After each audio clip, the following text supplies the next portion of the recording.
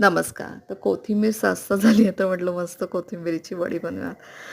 पण कोथिंबीर नेहमी स्वच्छ आधी साफ करून घ्यायची आणि अगदी 2-3 वेळा पाण्याने धुवून घ्यायची हां आणि मग धुतल्यावरच चिरायची ती. कारण त्यामध्ये अगदी छोटे-छोटे किडे असतात, जे आपल्याला हार्मफुल होऊ शकतात हां.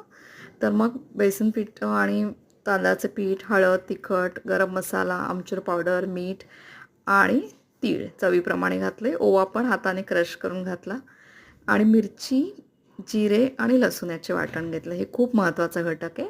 सर्व जिन्नस आपण एकत्र कालवले व त्यात थोडेसे पाणी घालून त्याचे रोल बनवून घेतले. चाळणीला तेल लावून हे रोल त्यावर ठेवले आणि रोल उकळत्या पाण्यावर 15 मिनिटं वाफवले.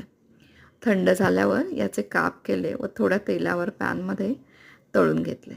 आपले रुचकर चवीची ही कोथिंबीर वडी खायला तयार होते. तर या जेवायला. धन्यवाद.